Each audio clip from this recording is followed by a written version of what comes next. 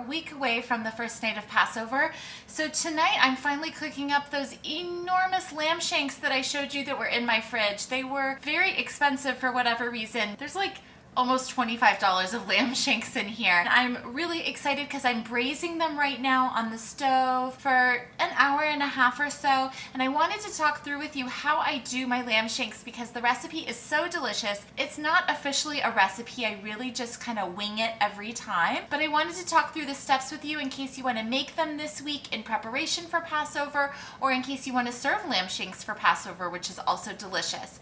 For my family, I typically do them before Passover, take all the meat off the bones, throw the bones in the oven and roast them again to get that roasted effect, and then the lamb shank bone is what goes on our seder plates. What I did to start is I just heated my pan, coated the bottom with oil, and seared my lamb shanks just to get some nice color on them. Then I put into that same pan, I removed the lamb shanks to drain and rest. Then I sauteed my one diced onion. I threw in all of my spices, and I just measure in my hand what looks right for the amount of meat and the amount of onion. So a big handful of cumin, a big handful of cinnamon, a little bit of paprika, and a little bit of chili flakes, plus some salt. Got that all heated through in the oil and the drippings, crushed my garlic cloves into that, added my meat back in, covered it with the tomatoes, and I rinsed my can out with water to get all of the tomato out of it and to thin the liquid a little bit. And then into that, I like some sweetness, so I added a generous half package or so of golden raisins.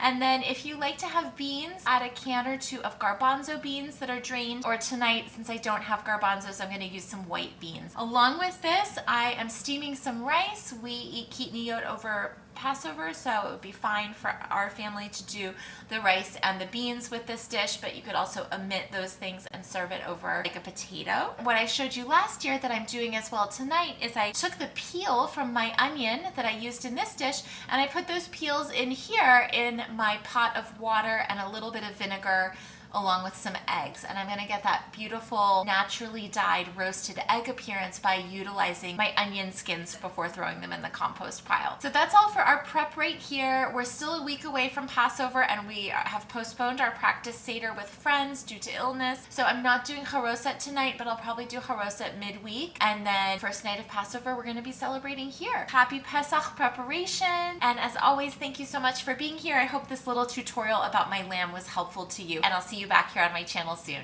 Bye-bye.